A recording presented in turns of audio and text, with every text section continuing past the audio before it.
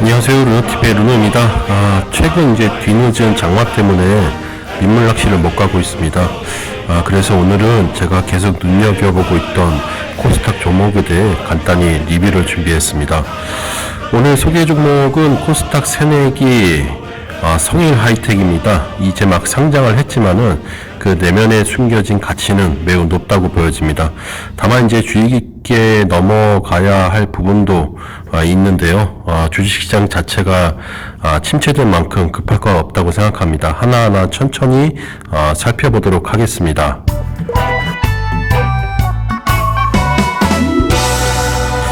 성일하이텍은 2000년에 설립된 회사입니다. 2007년까지는 귀금속 재활용 사업을 하다가요.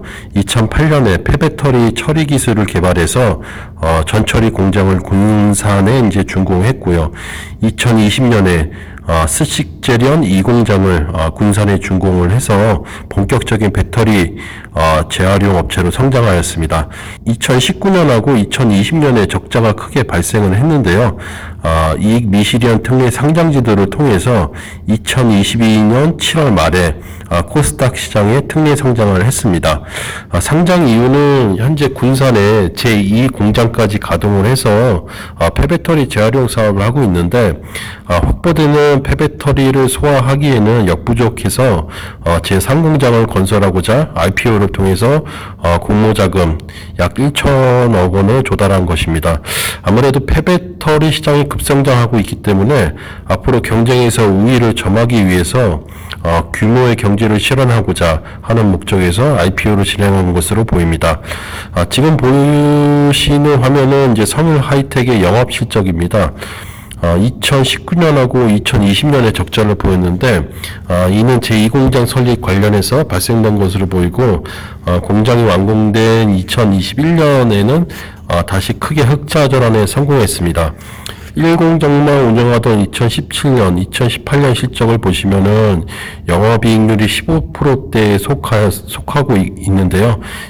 고물가 가치 산업은 아니지만은 여타 IT 회사들보다 양호한 이익률을 보이고 있다는 것을 볼 수 있습니다.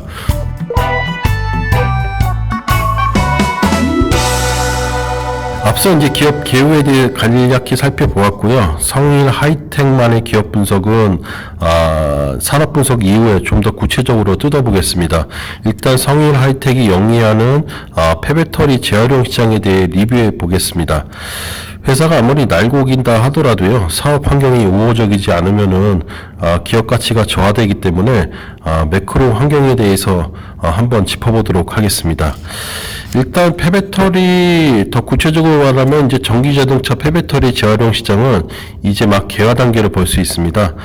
폐배터리 시장은 전방 산업인 전기자동차 시장이 빠르게 성장하면서 폐배터리 시장이 커질 것이라는 예측은 어렵지 않습니다. 전기 자동차가 2020년부터 생산되기 시작했는데 2010년부터죠. 2010년부터 생산되기 시작했는데, 이 전기 배터리의 수명은 약 5년에서 10년 사이이고, 충전 능력이 한 70에서 80%대면은, 교환을 해야 한다고 합니다. 그 이유는 이 기준선을 넘어서면은 배터리 방전 속도가 빨라지기 때문입니다. 따라서 화면에 보시는 바와 같이 글로벌 전기차 판매량은, 계속해서 기하급수적으로 증가할 것이고, 이에 따른 폐배터리 시장도 2030년에는 약 12조 원으로 예측되고 있습니다. 국내만 하더라도 폐배터리 발생 개수도 2025년부터 급증하는 모습을 보이고 있습니다. 그렇다면 왜 배터리를 재활용하는 것일까? 그냥 새 배터리를 선호하게 되면은 이 배터리 재활용 시장은 죽는 것 아닐까라는 의문을 가지시는 분들도 계실 거라 봅니다. 한마디로 폐배터리 재활용 시장이 성장할 수밖에 없는 이유는 경제적 요인 때문입니다. 리튬, 마그네슘, 히토류 등 이제 전기 배터리, 반도체, 태양광 등의 이제 핵심 소재들입니다. 그런데 이제 중국 등 주요 이 자원의 생산국들이 정치적 이유에 따라서 공급량을 조절하기도 하고 또한 이제 천연 자원에 대한 고갈 이유 때문에 이 그 자원들이 시장 가격이 매 급등하고 있기 때문입니다. 따라서 전기 배터리의 필수적인 유가 금속에 대해서 이를 확보하기 위해 폐배터리 재활용 시장이 커지고 있는 것이고 앞으로도 성장할 수밖에 없는 구조를 갖고 있습니다. 지금 폐배터리 재활용 시장의 확실한 선두 플레이어는 명확하지 않습니다. 따라서 성일 하이텍이 2023년까지 글로벌 폐배터리 이제 재활용 시장의 10%만 보수적으로 가져간다고 해도 2023년에 12조 시장의 10%인 1.2조 원 매출을 가져갈 수 있다고 보여집니다. 자료를 찾다 보니 이제 작년에 이제 이강영 성일 하이텍 대표이사가 2030년에 매출 1조 원 달성이 목표다라고 말을 했었는데 이는 이제 그 허투루 말한 이제 허황된 목표가 아니라는 것을 알 수가 있습니다.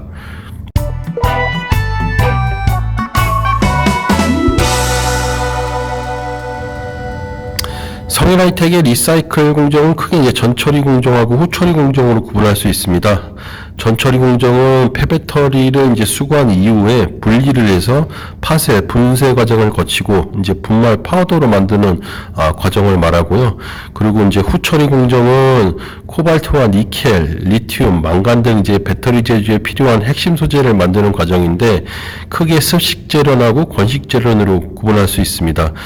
건식 재련은 이제 희소금속을 추출하기 위해서 용광로와 같은 고온의 열을 가하는 방식인데 처리 시설에 대해 이제 대규모 투자가 필요하다고 알려져 있고요. 습식 재련은 이제 용액을 이용을 해서 희소금속을 추출하는 과정으로 대부분의 이제 폐기물 재활용 업체들이 현재 채택하고 있는 방식입니다. 성일 하이텍도 이제 후처리 공정에서 습식 재련을 채택하고 있고요.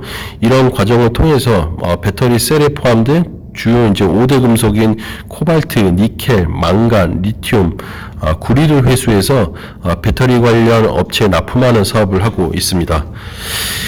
2021년 기준 이제 제품별 매출은 코발트가 49%, 니켈이 39%, 리튬이 6%를 차지하고 있습니다. 이 중에 이제 최근 전기차 배터리가 이제 고용량, 고출력 구현을 위해서 니켈 비율이 80% 이상인 하이니켈 양극재 수요가 커지고 있고요. 앞으로도 황산 니켈의 중요성은 더 커지고 있는데 성일 하이텍은 이제 작년에 완공한 이제 군산 2공장을 통해서 황산 니켈을 추출하고 있으니까요. 앞으로 전기차 배터리 시장이 진화하더라도 매출 성장에는 큰 문제는 없다고 보여집니다. 다음은 이제 밸류체인입니다. 결국 성일 하이텍의 성장의 이제 키 석세스 팩터는 이제 폐배터리를 잘 수거해 와서 잘 판매해야 하는 걸로 집약할 수 있습니다. 때문에 이제 주요 매입처와 주요 매출처의 중요성을 반드시 살펴봐야 하는 부분입니다. 우선 이제 매입처와 관련해서는 이제 폐배터리는 이제 주로 폐차장, 공업사 등을 통해서 수거하기도 하는데 현재는 이제 셀 제조사가 처리하는 경우가 많아서 셀 제조사를 확보하는 것이 가장 중요합니다. 성일 하이텍의 이제 주요 매입 거래처로는 이제 삼성 SDI를 확보하고 있습니다. 그리고 매출처 관련해서는 주력 제품군이 이제 코발트, 니켈 제품에 대해서 삼성물산하고 독점 판매 계약을 체결하고 있고요. 그리고 이제 에코프로비엠에 납품을 하고 있습니다. 이는 이제 삼성그룹에서 이제 성일 하이텍의 주식 지분 14%를 들고 있는 것과 매우 연관성이 있는데요. 삼성에서는 전기차 배터리 사업을 성일 하이텍과 협업하고자 하는 의지가 확고하다는 그렇게 보여집니다. 더욱이 이제 삼성그룹에만 이제는 의존하는 것이 아니고요. 성일 하이텍은 진작에 이제 해외 교두보로 폐배터리 원료 확보를 위해서 2014년부터 말레이시아, 중국, 헝가리, 폴란드에 공장을 설립했고요. 현재 미국, 독일, 스페인 등 해외 법인을 준비 중에 있습니다.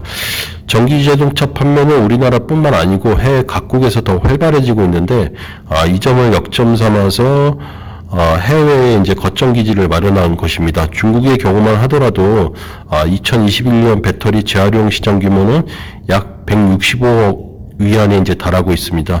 미국 역시 이제 정부 단에서 폐배터리 재활용에 대한 정책들이 속속 나오고 있고요. 특히 이제 유럽의 경우는 법으로 이제는 폐배터리 재활용을 의무화하고 있습니다. 따라서 성일 하이텍도 해외 각국 법인에서 해외 딜러로부터 이제 폐배터리를 수거해서 전처리 과정, 즉 이제 파쇄, 분쇄 등을 통해서 파우더를 만들고 이 파우더를 국내에 있는 군산 공장에서 후처리 가공을 하고 있습니다. 따라서 이제 성일 하이텍은 앞으로 신축 예정인 제3공장을 포함한 총 3개의 생산 공장을 통해서 2025년에 약 5천억 매출을 전망하고 있습니다. 군산 1공장하고 2공장에서는 약 1,600억 원 캐파하고요. 3공장에서는 약 3,400원 캐파를 보일 것으로 전망하고 있습니다. 이 생산 능력은 이제 규모로만 따졌을 때 여느 타 재활용 업체들보다도 생산 능력이 이제 우위에 있다고 보여지고요. 그리고 앞서 말씀드렸듯이 2030년에는 1조 원 이상의 매출을 전망하고 있습니다. 이익률은 약 13%에서 15%대를 예상을 하고 있는데 2018년하고 19년에 이미 영업이익률이 15% TG를 보였기 때문에 달성 불가능한 수준은 아니라고 보여집니다. 만약 예상대로 2025년에 약 5천억 매출을 달성을 한다면은 이익을 15% 적용 시 약 750억 원 영업이익을 예상할 수 있습니다. 여기까지가 이제 성일 하이텍에 대해서 간략히 훑어봤고요. 시장 환경이 좋고 고정적 거래처를 확보하고 있어서 매출이 성장할 것이고 기술력이 있어서 이익 한 15%를 뽑아줄 것이고 모든 것이 다 좋아 보입니다. 다만 아직 시장이 본격적으로 성장하려면은 내년 이후에나 윤곽이 보인다는 것이 유일한 단점으로 보입니다. 이 점은 이제 제가 방송을 시작할 때 좀 성일 하이텍을 느긋하게 보자고 말씀드린 이유입니다. 그리고 이제 단점보다도 리스크적인 측면도 한번 짚고 넘어가야 할 것인데 이 점도 이제 성일 하이텍에 대한 투자 시기를 조절해야 하는 그 이유이기도 합니다. 회사의 이제 기업 가치에 대한 리스크적인 측면은 다음 챕터에서 살펴보도록 하겠습니다.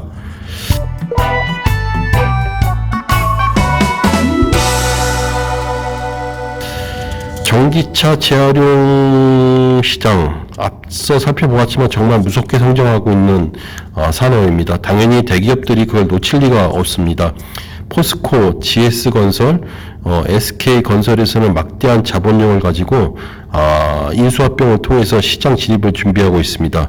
물론 이들 후발주자들과는 달리 이제 성일 하이텍은 이미 2010년부터 이제 전처리, 후처리 등 모든 공정을 아우르는 생산 시설하고요. 지금 막 시작 단계의 기업들이 아직 구체적 매출이 발생되고 있지 않은 반면에 성일 하이텍은 작년에 1천억 원이 넘는 실적을 찍어줬습니다. 그렇지만 이제 대기업들의 막대한 자본력과 인프라는 결국 성일 하이텍에 있어서는 큰 장애 요인으로 다가서리라 예상됩니다.